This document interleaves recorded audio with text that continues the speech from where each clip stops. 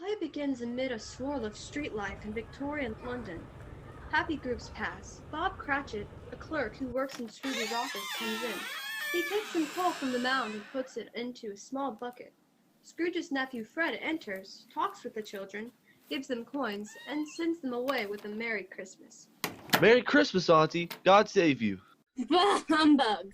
Christmas is a humbug? I hope that's meant as a joke. Well, it's not. Come, what is it you want? Don't waste all day, nephew. I only want to wish you a Merry Christmas. Don't be cross. What else can I be when I live in such a world of fools as this? Merry Christmas. Out with Merry Christmas. What's Merry Christmas to you but a time for paying bills without money? A time for finding yourself a year older but not an hour richer? If I could work my will, every idiot who goes about with Merry Christmas on his lips would be boiled with his own pudding and buried with a stake of holly through his heart. Auntie! Nephew, keep Christmas in your own way. Let me keep it in mine. But you don't keep it. Then leave it alone. Much good it may do you. Much good it has ever done you. Don't be angry, Auntie. Dine with us tomorrow. I'll dine alone, thank you. But why? Why? Why did you get married? Why? Because I fell in love with a wonderful girl. And I fell in love with being alone. Good afternoon. But you never came to see me before I was married. Why give it a reason for not coming now? Good afternoon. I'm sorry with all my heart to find you so determined, but I have made an attempt to honor Christmas, and I'll keep that good spirit to the last, so Merry Christmas, Auntie. Good afternoon. And a Happy New Year! Good afternoon. Fred leaves. The gentleman visitor enters. Cratchit, Yes, ma'am. the bell's full. See it. Yes, ma'am. Merry Christmas. Wolves howling in Merry Christmas. It's for you, ma'am. Of course it's for me. You're not receiving callers, are you? Show them in. Right this way, ma'am. Scrooge and Marley's, I believe. Have I the pleasure of addressing Miss Scrooge or Mr. Marley? Marley's dead. 7 years tonight. What is it you want? I have no doubt that his kindness is well represented by his surviving partner. Here, ma'am, my card. Kindness. No doubt of it. All right. I can read. What is it you want? At this festive season of year. It's winter and cold. Yes, it is. And more reason for my visit. At this time of year, it is more than usually desirable to make some slight provision for the poor and penniless who suffer great from the cold. Many thousands are in want of common necessaries. Hundreds of thousands are in want of common comforts, ma'am. Are there no debtors' prisons? Many, ma'am. And the workhouse, is it still in operation? It is, still. I wish I could say it's not. The poor law is still in full effect then. Yes, ma'am. I'm glad to hear it. From what you said, I was afraid someone had stopped its operations. Under the impression that they barely provide Christian cheer of mind or body to many people, few of us are hoping to raise funds to buy the poor some meat and drink and means of warmth. We chose this time because it's the time of all others when want is strongly felt and abundance rejoices. May I put you down for something, ma'am? Nothing. You wish to be anonymous? I wish to be left alone. Since you ask me what I wish, sir, that is my answer. I do not make merry myself at Christmas, and I can't afford to make lazy people merry. I help support the establishments I have mentioned. They cost enough, and those who are poorly off must go there. Many can't go there, and many would rather die. If they would rather die, they better do it and decrease the surplus population. That's not my affair. My business is, it occupies me constantly. Ask a woman to give up her life and means? Charity? Damned charity? The poorly clad, dirty residents of the poorhouse line up and file by to get their evening dish of gruel, wordlessly accepting it and going back to eat listlessly in the gloom. Scrooge returns to the business of her office. The procession continues for a moment, then the image of the poorhouse is hidden by darkness. Latch the door, Cratchit. Firmly. Draft as cold as Christmas blowing in here. Charity! Suddenly, carolers appear at the window. Cratchit! As soon as Scrooge shouts, the carolers vanish and Cratchit begins to close up the shop. Cratchit! Yes, ma'am. Well, to work then. It's evening, ma'am. Is it? Christmas evening, ma'am. Oh, you'll want all day off tomorrow, I suppose.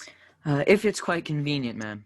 It's not convenient, and it's not fair. If I were to deduct half a crown from your salary for it, you'd think yourself ill-used, wouldn't you? Still, you expect me to pay a day's wage for a day of no work. It's only once a year, ma'am. Be here earlier the next morning. I will, ma'am. Then off. Yes, ma'am. Merry Christmas, ma'am.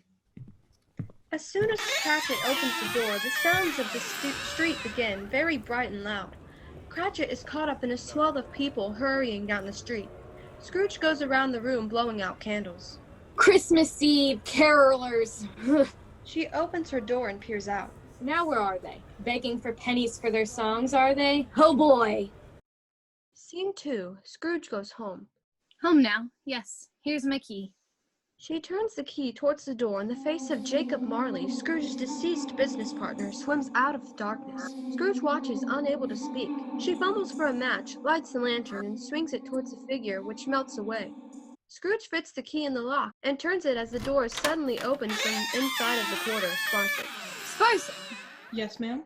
Hurry, the door. Close it. Did you knock, ma'am? Knock? What matter? Here. Yes, ma'am. She leads Scrooge up the stairs. They pass the cook on the way. Scrooge brushes by her, stops, looks back, and leans towards her. Something to warm you, ma'am? Porridge? What? No, nothing. The cook waits for her Christmas coin. Merry Christmas, ma'am. Scrooge ignores the request and the cook disappears. Frighten a woman nearly out of her life. Merry Christmas. Your room, ma'am. Oh, yes. And good night. Sparsit extends her hand for her coin. Merry Christmas, ma'am. She sees the outstretched hand. She knows what Sparsit wants and is infuriated. Out! She closes the door after Sparsit turns towards her chamber and discovers the charwoman, a woman hired to do cleaning, directly behind her. Warm your bed for you, ma'am. Out! I, ma'am. She starts for the door. Marley's voice is heard mumbling. What's that? Me, ma'am? Not a thing, ma'am. Then, good night. Good night. She exits and Scrooge shuts the door behind her. Scrooge shuts the window and prepares her bed. As soon as she has shut the sound out of her room, figures appear. They seem to be coming down the main aisle of the church, bearing gifts to the living nursery. The procession files out. Scrooge, ready for bed, warms herself before the heap of coals.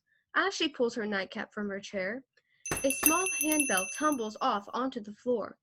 Startled, she picks it up and rings it for a reassurance. Scrooge escapes to her bed. She sits up in bed and listens. Scrooge reaches for the bell pull to summon Sparsit. Marley appears. He and Scrooge face one another. What do you want with me? Much.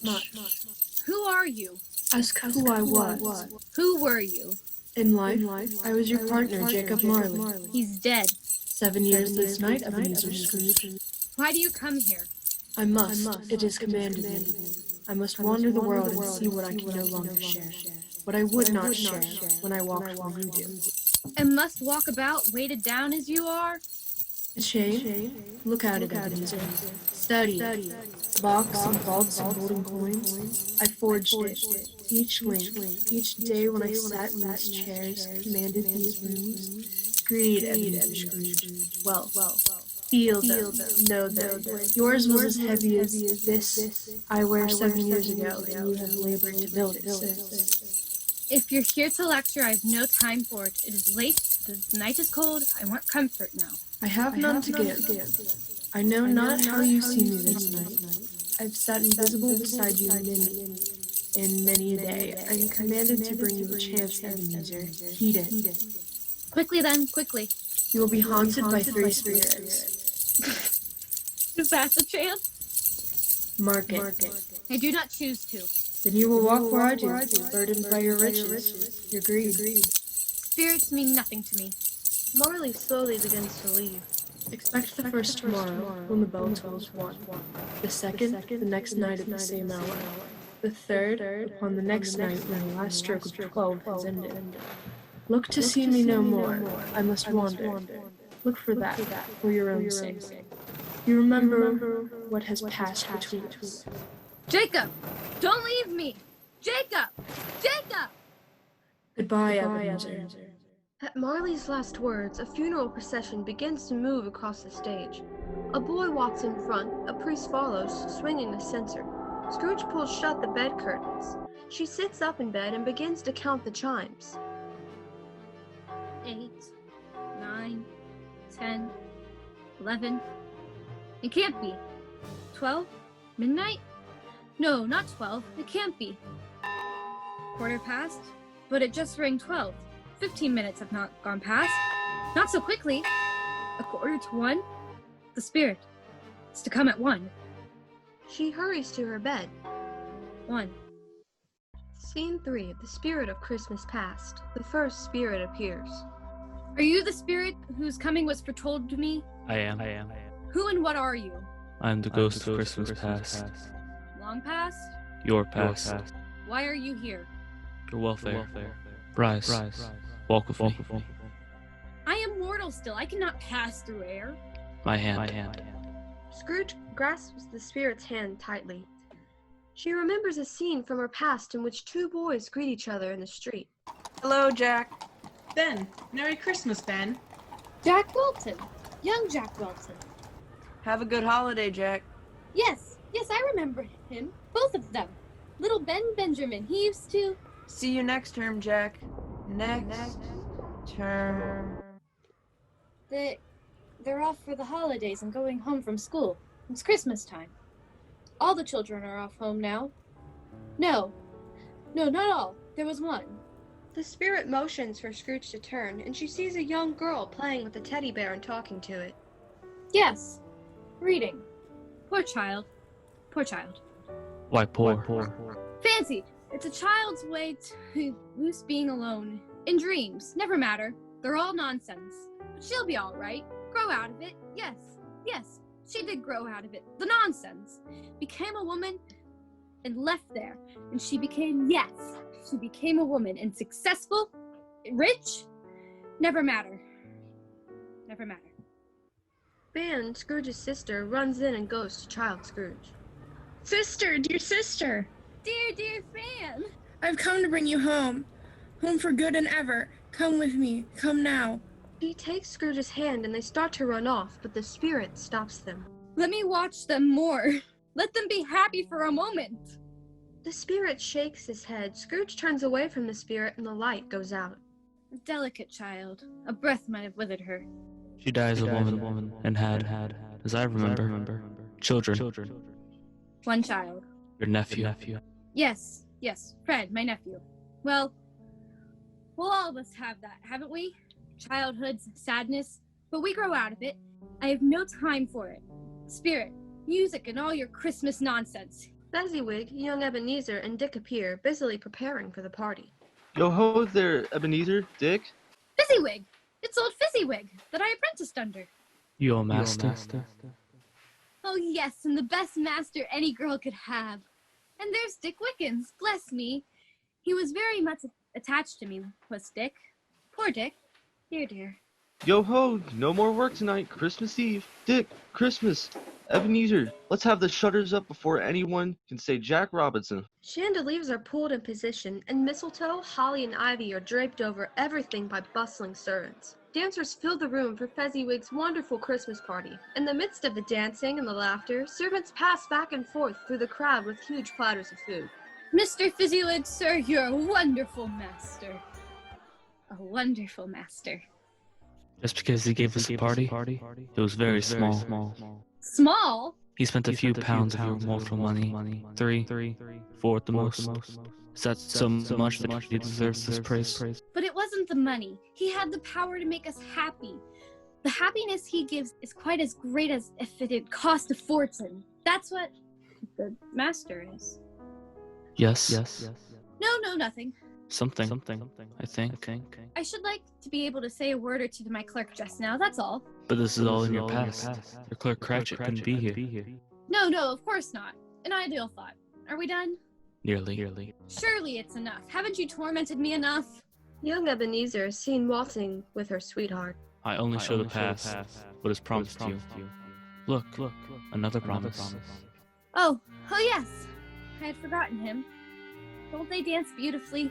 I would have married him if only... Can you love me, Ebenezer? I bring no money into my marriage. Only me. Only love. There's no currency that you can buy and sell with, but we can live with it. Can you? He returns the ring he gave Scrooge. I release you, Ebenezer, for the love of the woman you once were. Will that woman win me again, now that she is free? If only you held me to it. You should not have let me go. I was so young. I did love you. We have never lied to one another. May you be happy in the life you've chosen. Goodbye. He runs out. Young Ebenezer slowly leaves. No, it was not meant that way. You cannot change now what you could not change then. I am your mistakes, Ebenezer Scrooge. All the things you could have done, it did not. Then leave me. I have done with them. I shall live with them as I have, as I do, as I will. There's another Christmas. 7 years ago, when Marley died. No, I will not see it. I will not. He dies. I cannot prevent it. I did not choose for him to die on Christmas Day. And when his day was chosen, what did you do then? I looked after his affairs. His business. Yes, his business, mine. It was all I had, all that I could do in this world. I have nothing to do with the world to come after. Then I will leave you. Not yet. Don't leave me here. Tell me what I must do. What of the other spirits? They will come. And you, what of you? I am always with you. Scrooge numbly heads to bed. She sits upright in bed as she hears the chimes. 1 minute until 1. Scene 4. The spirit of Christmas present. A light comes on. Scrooge becomes aware of it and goes slowly to it. She sees the second spirit. The spirit of Christmas present. Fizzywig? Hello, Scrooge. But you can't be. Not Fizzywig. Do you see me as him? I do. And hear me as him? I do. I wish I were the gentleman, so as not to disappoint you. But you're not... No, Miss Scrooge. You've never seen the like of me before. I am the ghost of Christmas present. But... You see what you will see, Scrooge. No more. Will you walk out with me this Christmas Eve? But I am not yet dressed. Take my tails, dear girl. We're leaving. Wait. What is it now? Christmas present, did you say? I did. Then we're traveling here, in this town, London. Yes, of course. Then could we walk? Your flying is, well, too sudden for an old lady. It is your Christmas, Scrooge. I am only the guide. Where are you guiding me to? Bob Cratchit. My clerk? You did want to talk to him. Don't worry, Scrooge. You won't have to.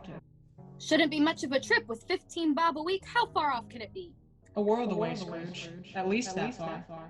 Scrooge and the spirit start to step off a curb when a funeral procession enters with a child's coffin, followed by the poorhouse children who are singing. That is the way to it, Scrooge. The procession follows the coffin off stage. Scrooge and the spirit exit after the procession. As they leave, the lights focus on Mrs. Cratchit and her children, as she puts Tiny Tim and the other children to bed, all in one bed. She pulls a dark blanket over them. To sleep now, all of you. Christmas tomorrow. She kisses them and goes to Bob Cratchit, who is by the hearth. How did our little Tiny Tim behave? As good as gold and better. He told me coming home that he hoped the people saw him in the church because he was a cripple, and it might be pleasant for them to remember upon Christmas Day who made the lame to walk and the blind to see. He's a good boy. The second spirit and Scrooge enter. Mrs. Cratchit feels a sudden draft. Oh, the wind! She gets up to shut the door. Hurry. He nudges Scrooge in before Mrs. Cratchit shuts the door. Hardly welcoming and polite is what I'd say. Oh, they'd say a great deal more, Scrooge, if they could see you. Oh, they should they? Well, I might have a few words for them. You're here to listen. Oh yes. All right. By the fire? But not a word. My dear, to Miss Scrooge, I give you Miss Scrooge, the founder of the feast. The founder of the feast indeed. I wish I had her here. I'd give her a piece of my mind to feast upon, and hope she'd have a good appetite for it. My dear, Christmas Eve. It should be Christmas Eve, I'm sure, when one drinks to the health of such an odious, stingy, hard, unfeeling woman as Miss Scrooge. You know she is, Robert. Nobody knows it better than you do, poor dear. I only know one thing on Christmas, that one must be charitable. I'll drink to her health for your sake, and the day's, not for hers. Long life to her. A Merry Christmas and a Happy New Year. She'll be very merry and very happy, I have no doubt. If she cannot be, we must be happy for her. A song is what's needed. Tim! Shush! I've just gotten him down, and he needs all the sleep he can get. If he's asleep on Christmas Eve, I'll be much mistaken. Tim! You must sing, dear. There's nothing else that might make him well. Are you awake? A song, then. Joy to the world, the Lord is come. Spirit, I've seen enough. When the spirit signals to the children, they leave the stage. Tiny Tim remains. Tiny Tim, will he live? He is very ill. Even song cannot keep him whole through a cold winter. But you haven't told me. If he be like to die, he better do so and decrease the surplus population. You said it yourself. Scrooge, erase those words from your thoughts. You are not the judge. Do not judge them. Bye, Scrooge. But is there no happiness in Christmas present? There is. Take me there. It is at the home of your nephew. No. Then there is none. But that isn't enough. You must teach me. Would you have a teacher, Scrooge? Look at your own words. But the first spirit gave me more. He was Christmas past. There was a lifetime he could choose from. I have only this day. One day. And you, Scrooge. I have nearly lived my fill of both. Christmas present must be gone by midnight. That is near now. Scene 5. The spirit of Christmas yet to come. Scrooge is entirely alone for a long moment. She is frightened by the darkness and feels it approaching her. Suddenly, she stops, senses the presence of the third spirit, turns towards him and sees him. The spirit is bent and cloaked. No physical features are distinguishable. You're the third, the ghost of Christmas yet to come. Speak to me. Tell me what is to happen to me. All of us. Then show me what I must see. The spirit points. Light illuminates the shadows of Scrooge's house. I know it. I know it too well. Cold and cheerless. It's mine.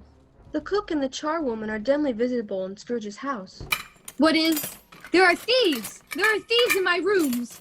She starts forward to confront them, but the spirit beckons her to stop.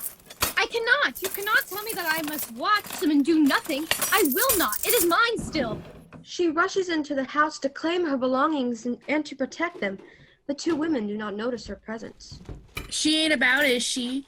Poor old Scrooge has met her end. In time for it, too. Ain't been alive indeed for half her life. But the Sparsets know, where is she? Looking for someone, ladies?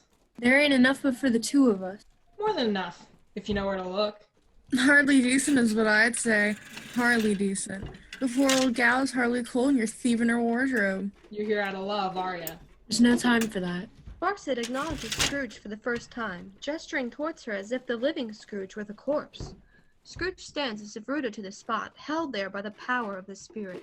She ain't about to bother us, is she? Ain't she a picture? If she is, it ain't a happy one. Ladies, shall we start? The three of them grin and advance on Scrooge. Cook? The cook snatches the cufflinks from the shirt Scrooge wears. They're gold, ain't they? The purest, madam. I always had a fancy for that nightcap of hers. My mother could use it. She takes the nightcap from Scrooge's head. Sparsit playfully removes Scrooge's outer garment. Being a woman of more practical tastes, I'll go for that fancy robe and hope the smell ain't permanent. Cook, we go around again? The three of them move towards the nightstand. No! No more! As the spirit directs Scrooge's attention to the tableau of the three thieves standing poised over the silver bell, Scrooge bursts out of the house, clad only in her nightshirt. I cannot! I cannot! The room is too like a cold and cheerless place that is familiar. I won't see it! Let us go anywhere from here. Anywhere! The spirit directs her attention to the Cratchit house. The children are sitting together near Mrs. Cratchit, who is sewing a coat. Peter reads by the light of the coals. And he took a child and set him in the midst of them. The light tires my eyes so. It makes them tired to try to see by firelight, and I wouldn't show reddened eyes to your father when he comes home for the world. It must be near his time now.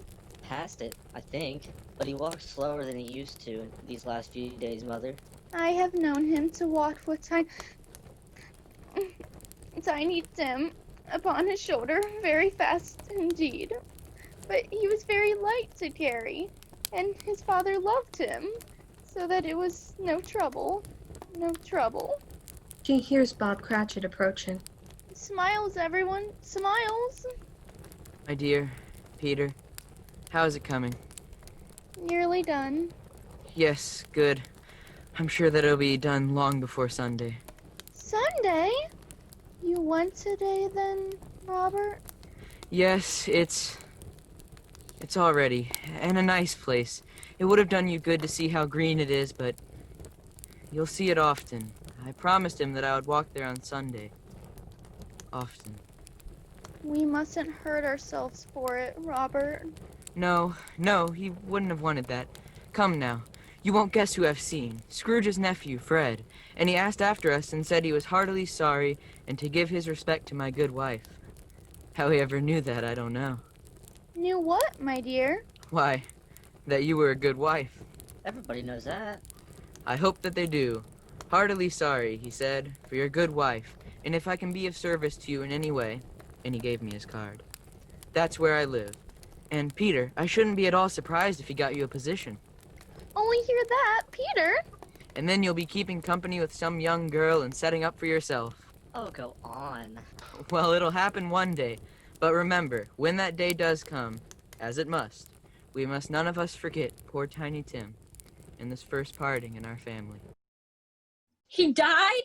No, no. You cannot tell me that he has died, for that Christmas has not yet come. I will not let it come. I will be there. Spirit, hear me. I am not the woman I was. Let the boy live. I will honor Christmas in my heart and try to keep it there all year. I will in the past, in the present, and the future. The spirits of all three shall strive within me. I will not shut out the lessons they teach. Oh, tell me that I am not too late. Scene 6. Scrooge's conversion. When the lights come up again, Scrooge is in bed. The third spirit has disappeared. Scrooge awakens and looks around her room. The curtains. They're mine. They're not sold. They're here. I'm here. She dresses herself. Merry Christmas! Merry Christmas! A Happy New Year to the world! She opens the window and calls to a boy in the street below. What's today? What's the day, my fine fellow? Today? Why, it's Christmas Day. It's Christmas Day. I haven't missed it. The spirits have done it all in one night. They can do anything they like. Of course they can. Of course they can save Tiny Tim. Hello, my fine fellow. Hello. Do you know the butcher's in the next street at the corner? I should hope I do. An intelligent boy, a remarkable boy. Do you know whether they sold the prize turkey that's hanging up there? Not the little prize, the big one. What, the one as big as me? What a delightful boy. Yes, my bucko. It's hanging there now. Go and buy it. Oh, go on. I'm in earnest. Go and buy it and tell them to bring it here, and that I may give them direction on where to take it. Come back with the butcher and I'll give you half a shilling. Come back in less than 2 minutes and I'll give you half a crown. Right. He exits. Scrooge discovers a letter on her desk. What's this? My nephew has invited the Cratchits to his house. I'll send the turkey there. Cratchit shan't know who sends it. It's twice the size of Tiny Tim, and such a Christmas dinner it will make. I must dress. I must. It's Christmas Day. I must be in all my best for such a day. Where's my silk shirt? The boy and the butcher run in with the turkey. What? Back already? And such a turkey. Why, you can't carry that all the way to my nephew's house. Here, boy. Here's your half a crown. And here's the address to Camden Town. See that it gets there. Here's money for the cab, for the turkey, and for you, good man. The boy and the butcher, delighted, catch the money and run out. Scrooge sees the gentleman visitor walking by the window. Hello, sir. Hello, ma'am. My dear sir, how do you do? I hope you succeeded yesterday. It was very kind of you to stop by and see me. Miss Scrooge? Yes, that's my name, and I fear it may not be pleasant to you. Allow me to ask your pardon, if you will have the goodness to add this to your good work. Scrooge throws him a purse. My dear Miss Scrooge, are you serious? If you please, not a penny less. A great many back payments are included, I assure you. My dear Miss Scrooge, I don't know what I can say to such generosity. Say nothing, accept it. Will you come and see me? I will. Thank ye, I am much obliged to you. Thank you 50 times. God bless you and Merry Christmas. Merry Christmas to you, ma'am. Scrooge runs down the stairs, out of her house and onto the street. Now, which way to that nephew's house? Girl! Girl! Yes, ma'am? Can you find me a taxi, miss? I can, ma'am. A coachman appears. Scrooge hands the coachman the letter from Fred. Can you show me the way to this home? I can, ma'am. A good man. Come up, girl. They mount to the top of the taxi. Would you be an old lady's guide to Christmas dinner? I would, ma'am, and God bless you. Yes! God bless us, everyone. Driver, to Christmas! Blackout. The lights come up at Fred's house. The Cratchits are there with Tiny Tim. All stop moving and talking when they see Scrooge standing in the center, embarrassed and humble. Well, I'm very glad to be here at my nephew's house. Merry Christmas. Merry Christmas. Merry Christmas. Merry Christmas. Merry Christmas. Scrooge greets each one, giving them money as their gift. When she gets to the boy, Scrooge puts Tiny Tim on her shoulders. God bless us, everyone. Oh yes, God bless us everyone.